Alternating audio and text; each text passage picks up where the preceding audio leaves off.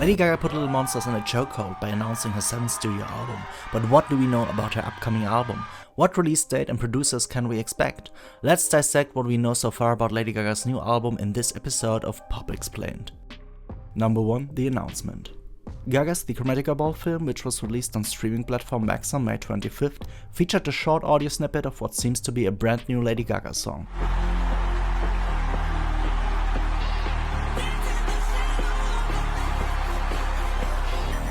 The vocal including audio was accompanied by Gaga dancing as short frames in black and white, with LG7 and Gaga Returns shortly light up at the screen. This information comes from none other than Mother Monster, as she has produced the concert film by herself. Little Monster seemed to have heard the lyrics "Dance in the Shadow of the Night" or "Dance in the Shadow of the Moon."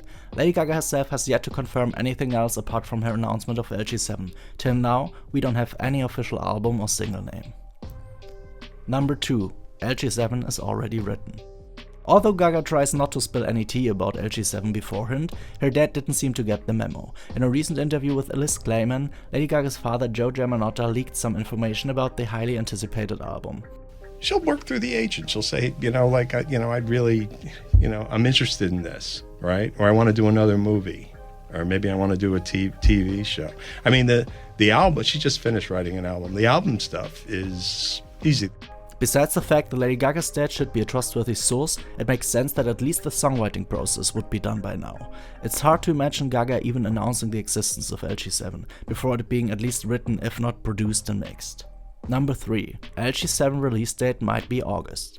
Berlin-based designer Selber, who made the infamous car dress, which Gaga has worn to the Chromatica Ball film premiere in LA, may have made the same mistake as Gaga's father.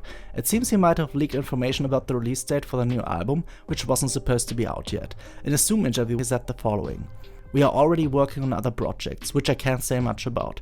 So we're working on things in the future, like a new album coming out in August. We hope Gaga and her team take it easy on him, as he is an uprising and talented designer who may need to learn how NDAs work." Gaga herself hasn't said anything about an official release date quite yet. I'm working on my new album, and I've been in the studio every day, and I'm just having the best time creating music, and I'm almost there. I can't wait to give it to the fans. So I would say, they hate when I say soon, but soon. Number 4. LG7 producers. Reliable rumors about producers for LG7 go as far back as 2023. On November 21st of 2023, Gaga was reportedly seen having dinner with musician and producer will.i.am in Los Angeles. The two were spotted talking for 4 hours while both were holding large folders. In an interview with Mirror in February of 2024, will.i.am states the following about the dinner. It was just a dinner. We have mutual friends, and she was telling me about projects that she's working on. We talked about just creating, the importance of creating. And then I offered my service. If there's anything you ever need, anything, a brain, an ear, an eye. Besides being most known as the frontman of the Black Eyed Peas and hits like Britney Spears' Scream and Shout, will.i.am has co-written and co-produced Lady Gaga's track Fashion from her 2013 release Art Pop.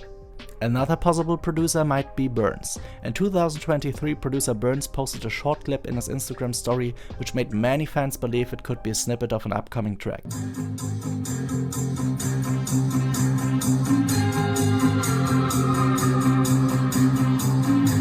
Little Monsters even came as fast to the conclusion to hear similarities between Gaga's snippet and what Burns had posted. Burns had worked on many songs of Chromatica. He had co-written and co-produced fan favorites like Rain on Me, Sour Candy, Replay, and Babylon. Another producer in the talks is Gesaffelstein, the French music producer and songwriter known for his darker electronic sounds that can be categorized to underground techno music, is heavily influenced by new wave formations of the 80s. His production might fit the more darker aesthetic Lady Gaga has recently posted on Instagram. He was featured on The Weeknd's I Was Never There and worked with Charli XCX and Lil Nas X, besides being very successful as a solo artist with his own catalog. Speculations about his involvement in future Gaga projects started as a celebrity gossip Instagram account called De Moi posted a screenshot of their story back in January 2023. Besides their claims that Lady Gaga and Gesaffelstein met up for lunch in LA, there's no other information known if he really will get featured on the new album. Last but not least, Andrew Watt is another producer that is much likely co-producing if not producing the whole album. He's one of the most successful producers at the moment and even won the Grammy Award for Producer of the Year non-classical in 2021. His list of successful artists he has songwriting and production credits on is endless. He has worked on tracks just as Justin Bieber's Hold On, Camila Cabello's Havana or Dua Lipa's Break My Heart. He also produced the Rolling Stones song Sweet Sounds of Heaven that featured Lady Gaga. The single, which was released back in September 2023, most likely introduced Watt and Gaga to one another. The attention about Andrew Watt's possible involvement in Lady Gaga's newest album came only after an interview of Ozzy Osbourne with NME. There he stated the following: "I'm waiting for producer Andrew Watt to give me a call. He's been working with Lady Gaga. I'm dying to make more music. Seems like something bigger is in the pipeline that keeps other projects on hold. Our strongest guess goes to LG7. Number 5. LG7 music video. One music video of LG7 might be already in the plans. Bobby Campbell, Lady Gaga's manager, recently followed Mark Romanek, a music video director that worked with big artists such as Madonna, David Bowie and Michael Jackson. In the past, he and Gaga had already worked together on the Tudor commercial back in 2019. But besides Madonna's Bedtime Stories or Michael and Janet Jackson's Scream, he also made visually darker music videos. No Doubt's Hella Good or Iggy Pop's Beside You, as well as some grotesque music videos of Nine Inch Nails with some disturbing imagery as seen in The Perfect Drug or Closer. It would fit the recent aesthetic of Lady Gaga's Instagram posts that inevitably remind one of the Fame Monster era in music videos such as Bad Romance and Alejandro. But what are your thoughts on LG7?